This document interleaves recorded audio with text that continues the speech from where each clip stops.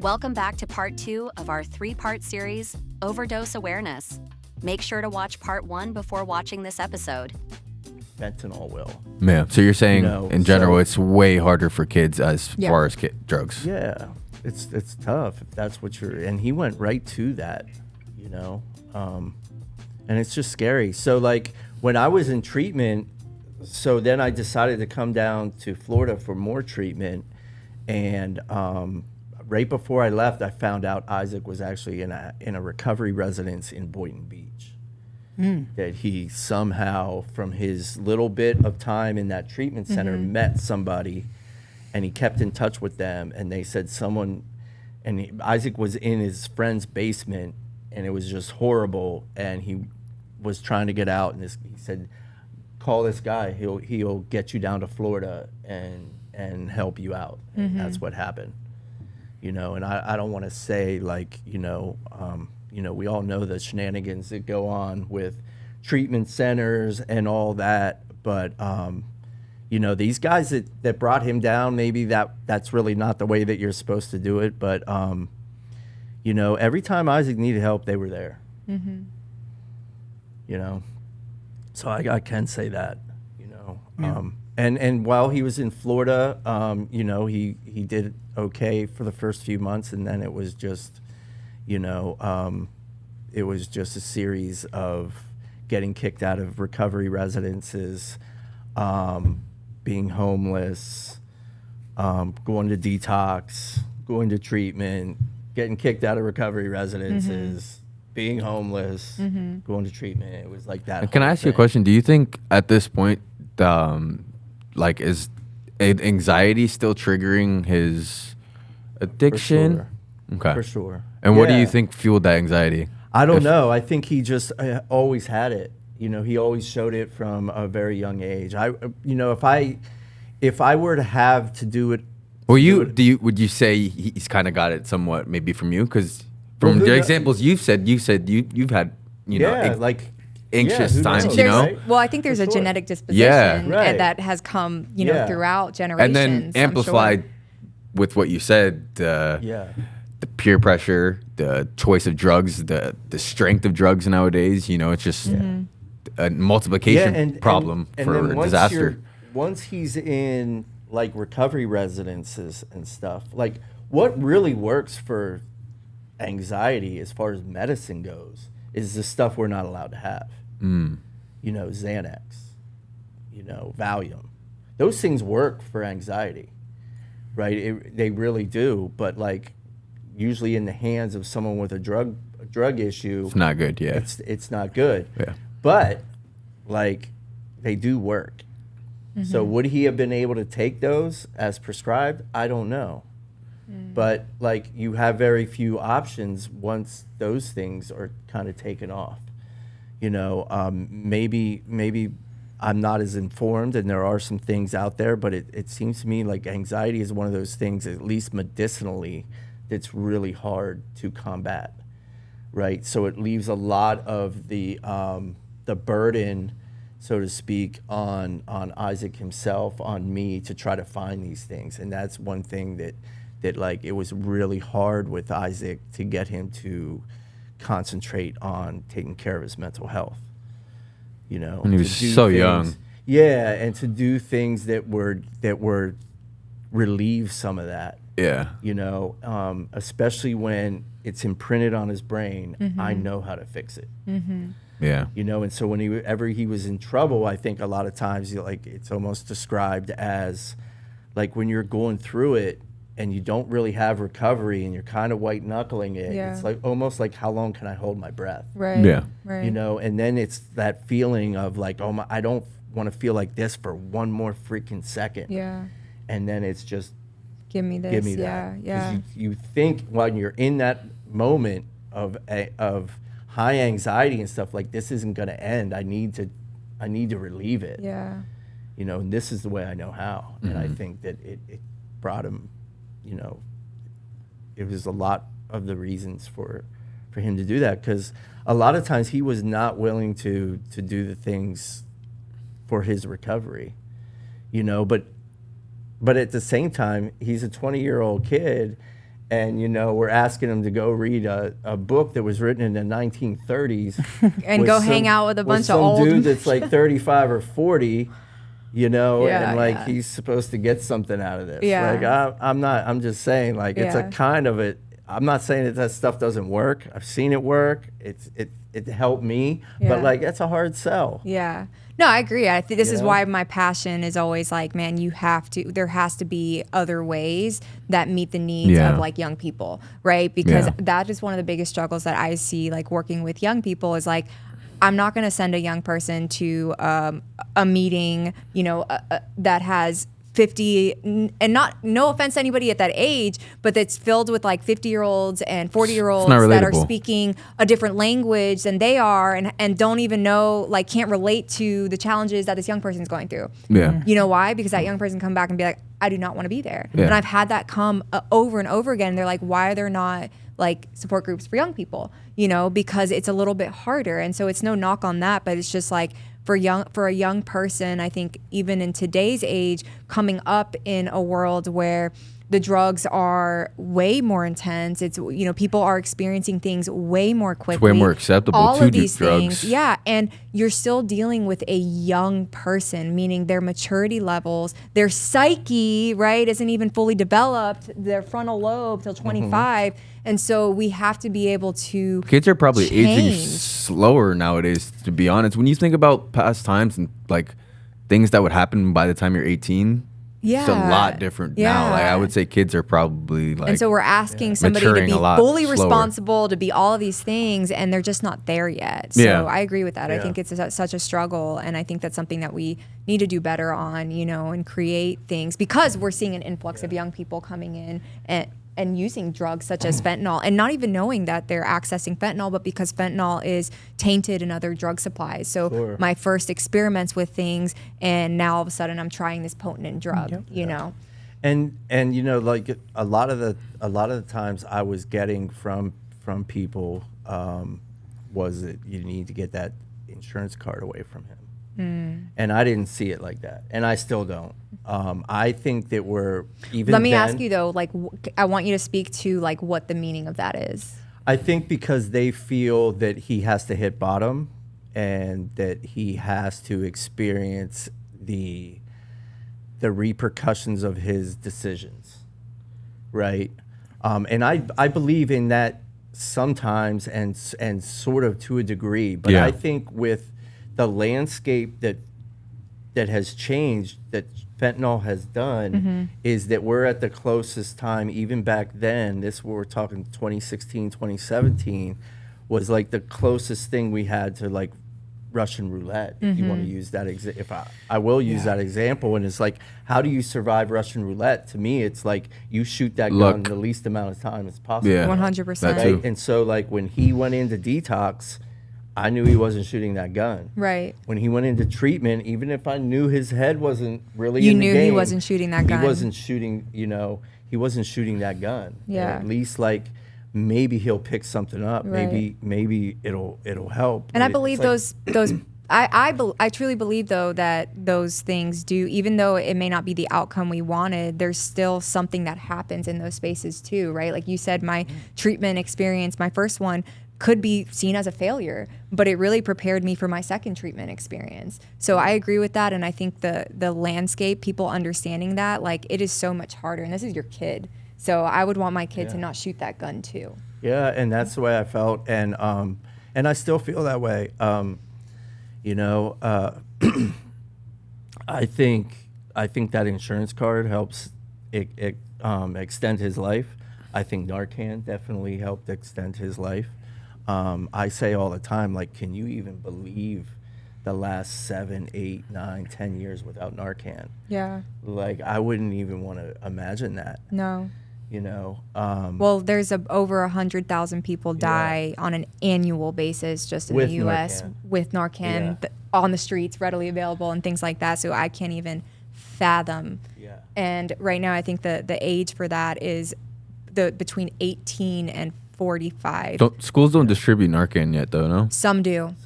Trying to get them in all the schools. Depends on the school. Isaac's first overdose was in September of 2016. I was about 8 months into my own recovery journey. And so you're talking about like he could have been gone then. What was that experience like? I still remember it like it was yesterday. I was working for these guys. I was volunteering at South Florida Wellness Network, you know, and I want to say like Susan, your mom, was one of those people that was not giving me that story that he needed to get rid of his insurance card.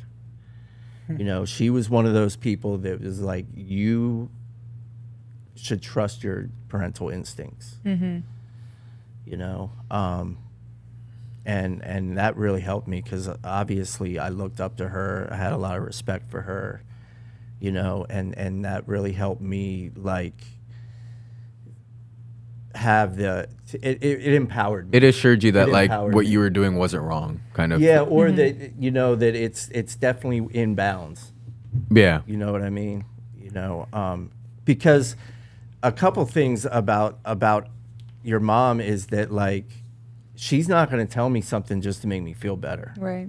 Not something like that important. Right? It's probably one of my favorite attributes about her. Yeah. So like, I agree. So this is how she truly feels, you know? So that it really did help me a lot because I was getting a lot of that from people, you know, and just even the whole way that I dealt with him, I think a lot of people felt kind of sugar-coated their words with you.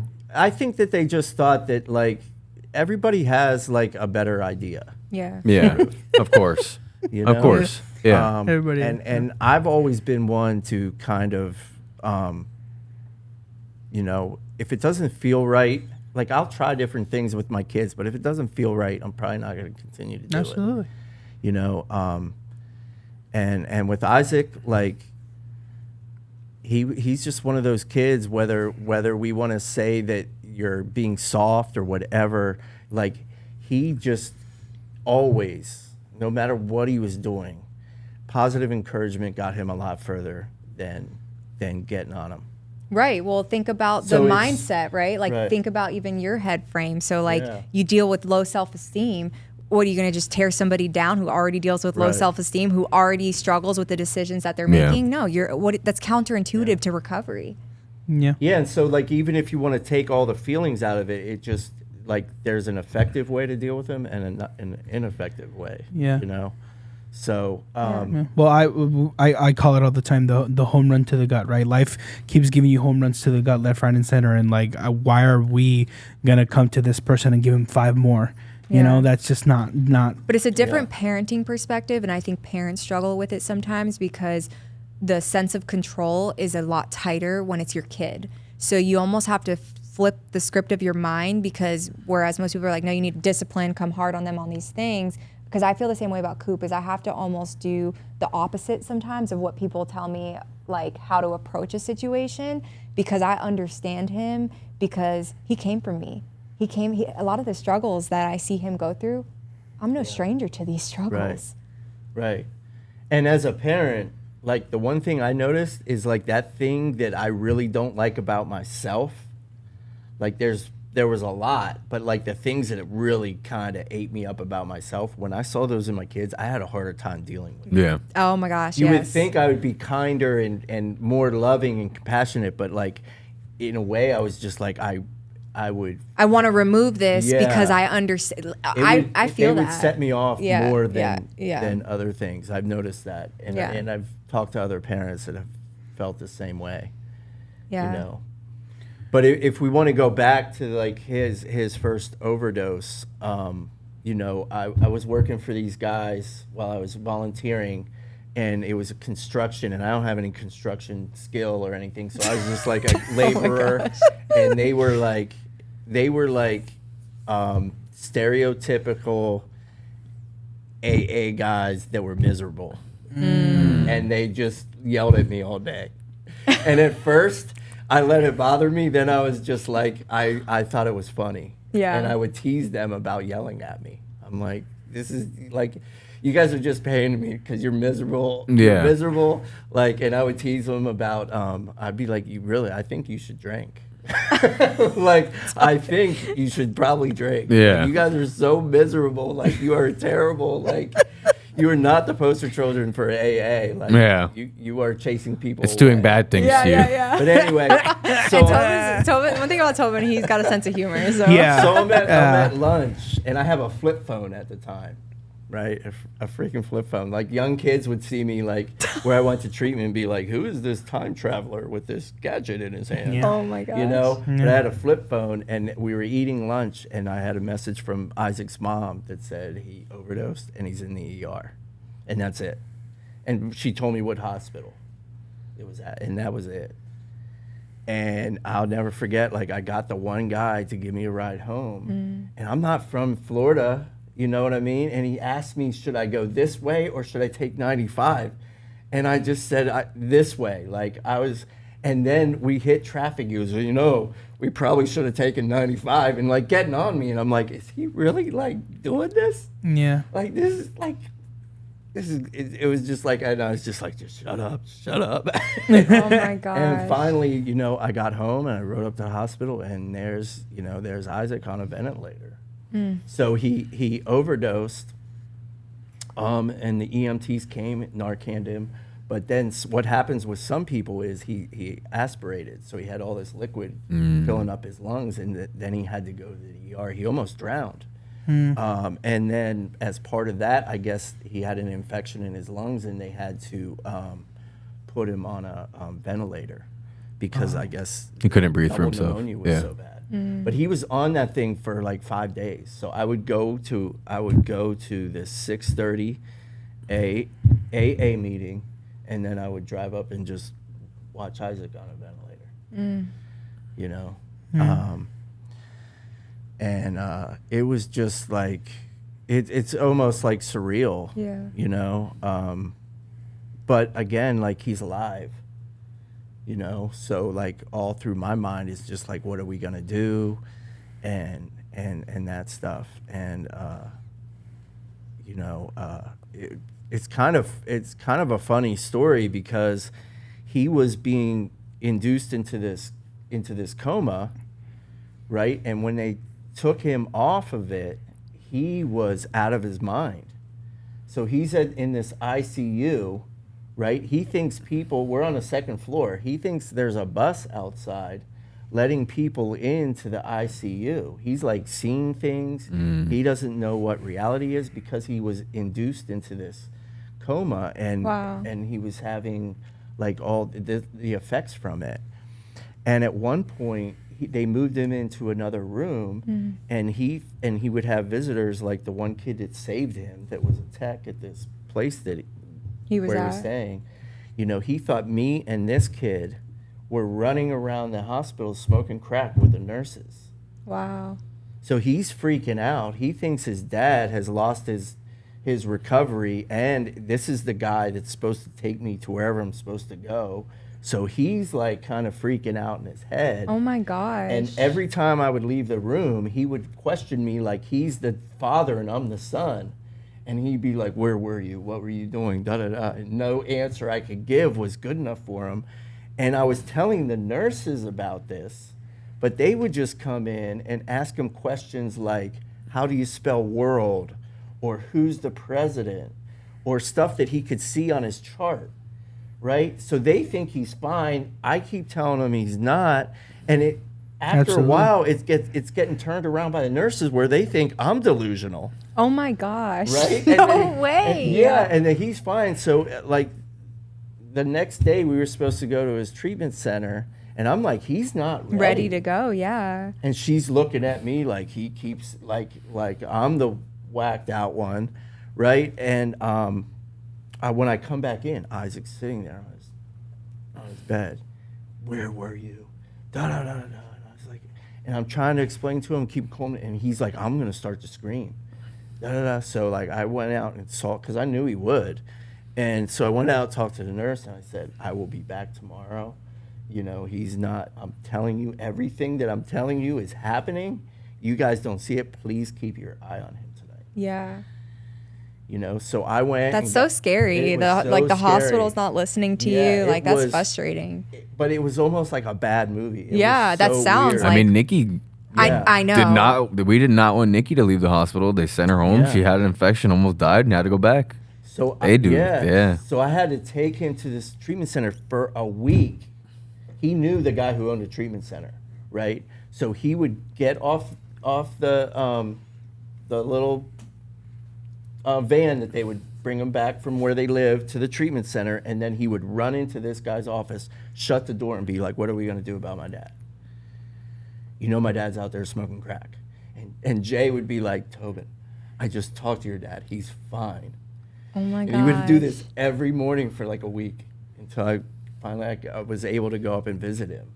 Wow. But it was, yeah. No. And of course I'm thinking, because I'm not as far into this thing. I'm only 8 months clean myself. I was volunteering at South Florida Wellness Network, but I have not near the information that I have today.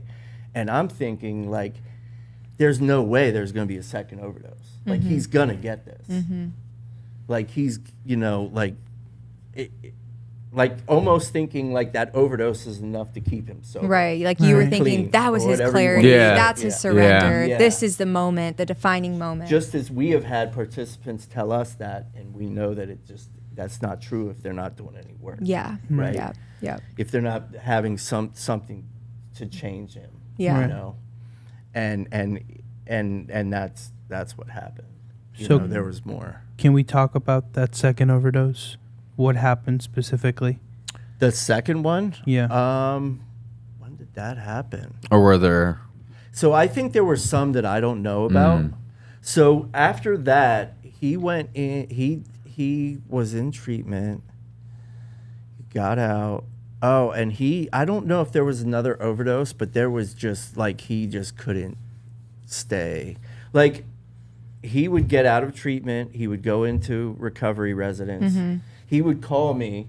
Right, be so excited, Dad, just got a treatment. I'm in my halfway, and my chest would seize up, and I'd be like, "That's wonderful, son. That's awesome." I remember. Like, like okay, like here it's gonna happen again. It was almost like clockwork. He would get out, and at 45, 60, maybe 90 days, he would pick up again. Until he finally told me, so what would stop his runs when he was using would be suicidal ideations.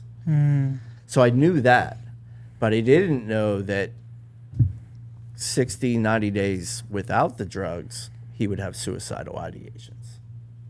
And I was just like, I was telling Kayla earlier, like, I just wanted to bawl. Right. Like my heart just went out to this kid. Like, what do you do about that? Like, that's pretty horrible, because a lot of times we get this message that you just don't pick up. And it gets better. And it just gets better and better and better. And I call these people like crystal ball, like recovery people. Like, how do you know that?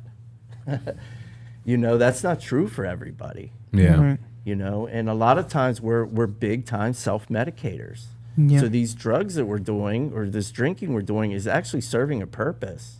It has all these negative consequences, and we really do need to change it. But there was a reason why we started using this and kept using this substance or drug or totally whatever.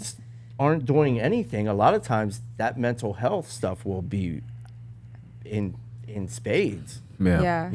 And that's what was happening to Isaac. Yeah. Because it's almost like, so you have all of this stuff that's going on. The drugs, all the drugs is doing is like suppressing it down, right? Because it's kind of getting you almost like out of that space.